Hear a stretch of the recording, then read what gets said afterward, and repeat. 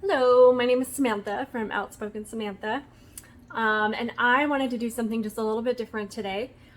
I wanted to take an article that I saw on social media and tell you what it's about, and then tell you what my comment was, and then tell you all the fun responses that I got to it, and then kind of respond to those out loud with you, because sometimes the comments and the responses that I get are just unreal and they don't make any sense, and sometimes it just makes me feel better to say it out loud, and I thought we could just do this fun little activity together.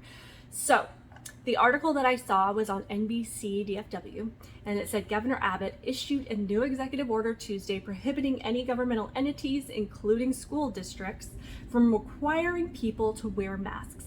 Abbott said the order was authored to defend the liberty of those who do not want to wear masks. So, of course, a lot of the people that think everybody needs to be wearing masks all the time for the rest of their lives in every setting, including the shower, they took that to mean that everybody's going to rip their masks off and we're all going to squish into the smallest space possible and start licking each other's faces. So I said, and my particular comment was in response to kids not having to wear masks anymore. With everything that's been all over the board with masks, with who's at risk, who's not at risk, what settings should be shut down in limited capacity and what settings are totally fine. There have been a lot of information that's all over the place, but I feel like the data on kids has been particularly, it's been pretty consistent. Kids tend to have milder symptoms.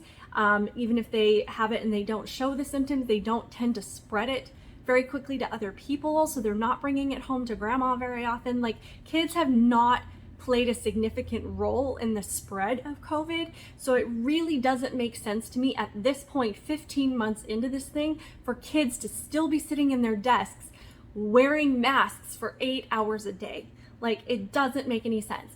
And the thing that blows my mind is people thinking that I need Governor Abbott, or I need any governor, or I need anybody in the White House to tell me how to protect my children. If I legitimately thought this thing was a danger to my kids, first off, I would be pushing for remote learning through and through if this was something that was seriously putting them at risk. And secondly, I would not have a problem with them wearing masks. I want kids to be safe. I want my kids to be safe. So this is not a political thing to me. When I see that consistently across the board, this has been something that does not affect children, it doesn't make sense to me to completely have their faces covered all day long. It doesn't make sense. So I said parents can still choose to have their child wear a mask, which you absolutely can. If you feel like your child needs to wear a mask and that makes you feel better, it makes them feel better, or they are somebody that's at higher risk and they need that extra protection, nobody's going to judge you. You should absolutely have your child wear a mask. If that's what you feel like you want to do, I respect your decision as a parent to go ahead and do that, okay? My kids have always been pretty healthy. I try to have them be relatively active. I, try and watch the things that they eat. And overall, I have a really healthy immune system. I'm somebody that rarely gets sick. And I think they kind of inherited that from me. They don't get sick very often. So for me, they're pretty healthy, and I'm not seeing, that it makes a whole lot of sense. It doesn't make me feel comfortable when I know that they're already at a low risk to continue to have them breathing in their own yucky, snotty air all day long. So I said parents can still choose to have their child wear a mask if that's what they feel is best. Parents used to be respected for making decisions for their children that they felt were best, and others did the same without name-calling parents who made different decisions for their kids than they'd make for their own. I don't know how anyone expects kids to grow up and be respectful adults when the adults that are raising them act like lunchroom bullies. And it's absolutely true. Anytime you come out and say that you don't agree with mask mandates, people absolutely flip out, and they don't make the connection that being against mask mandates does not mean I'm against masks. First of all, the mandate was lifted in Texas 2 months ago. The cases have not skyrocketed. We're not seeing people drop dead in the streets.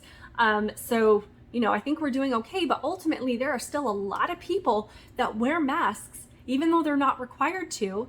And there are a lot of businesses that still ask people to wear masks. So people don't need laws, they don't need government mandates for them to look at the information and say, here, this thing is still spreading. I feel more comfortable wearing a mask. It protects me. I don't know what somebody else's situation is, but at least I know that I'm probably going to keep myself out of the hospital. At least if that's how they feel they can do it, that's totally fine. And we're not judging each other. I'm not screaming at people that are still wearing masks. I'm not getting in their faces and calling them names for still wearing a mask. So let's just all calm down here. Just because there's not a mandate in place doesn't mean that everybody's doing the absolute worst thing possible, to make up for lost time, to do things that we never did before. I don't know. Like, people are still washing their hands. People are still socially distancing. People are still making responsible decisions. And you can't make mandates or make laws based on what the dumbest human beings are doing. So if there are people out there that are cramming into little rooms and licking each other's faces, they don't speak for the majority. And honestly, we can't make laws based on them. Okay? Most of us are still doing the right things and still being considerate of other human beings. But of course, I had to attract anger and hostility because I don't want to cover my kids' faces for 8 hours a day. So one of the first comments was Tammy Saucedo. She says in capital letters, and sorry, you can probably hear my kids screaming in the background. You wear a mask for others. It works best when the person that is sick wears the mask. It works best when the person that is sick wears the mask. What don't you understand? How does this help when you might not know you have COVID for 5 days? Please explain to me this logic. Well, Tammy, guess what? You're full of contradictory statements already. Because first of all, I agree that if someone is sick, they probably should be wearing a mask. And of course, there's a dog. So to me, that is the purpose of a mask. To me, it's the purpose. If somebody is sick and they know that they're sick and they have to go out for whatever reason, they probably should wear a mask. And if I were sick and I had to go out and run errands, I would wear a mask as well. I don't want to get other people sick. So to me, that is the purpose of a mask. But when she's talking about having COVID for, not knowing that you have it for 5 days or being asymptomatic or whatever, first of all, I asked her, when did you start putting the responsibility for your personal comfort on everybody else? And secondly, why do I need to wear a mask for you when you're wearing a mask for you? So explain that logic to me. Somebody else said, I think she asked me, when you think you have the flu, go into a clinic, do they give everyone a mask or just the person they think has the flu? I don't know what doctor's offices you've been to. I've been to doctor's offices that they don't make everybody wear a mask. I remember taking my kids to the pediatrician and they had a separate area. They said, if you're sick, go in this door and wait in this waiting room. If you are healthy, you're here for a well check, go in this door and wait here. And generally, I always, pretty frequently saw a lot of people in the sick area that would have masks on as well. Or if we were sick when we went in, we would always go in there and I'd be like, stay close to me, don't run around and cough on people. So I don't know what this person's talking about. They usually have the person that's sick wear a mask. So, it's funny to me when people ask me these questions and then they're contradicting their own statements and their own logic, unless they're going to doctor's offices that I've never even heard of, which is totally fine, whatever. Let's see, we have, there's a lot of comments and a lot of people started arguing without me. And they had this other person commented, I'm sorry, I can't pronounce their name, that said, after all this time, you still don't understand the purpose of wearing a mask. Pretty sure I understand the purpose of wearing a mask. Why do you even post then if you don't quite get it? Honestly, it's better to hang out on the sidelines if you can't keep up with things. Well, if you're going to tell me that I don't get it or that I don't understand the purpose, then you need to come back at me and say, this is why masks make sense. This is the data that shows that masks make sense. And this is, pointing to something that says this is the purpose of masks, instead of just saying, you clearly don't understand, so don't say anything at all. It's like, well, that's not how this works. If we're going to have a discussion and you're going to come and tell me that I'm wrong, then you need to have a reason as to why I am wrong. Sorry, my children are screaming. So then we had Celia, and I'm going to say their names because this is public. They're commenting on a public social media article, so we can call their names. Celia says, because I said, how do we expect kids to grow up and be respectful adults if the adults that are raising them are acting like lunchroom bullies? And she said, including the governor the biggest bully in Texas. And I said, if he's what you consider a bully, while the left calls anyone who disagrees with them a racist, shuts down their business and harasses them, then you've totally lost your ability to think for yourself.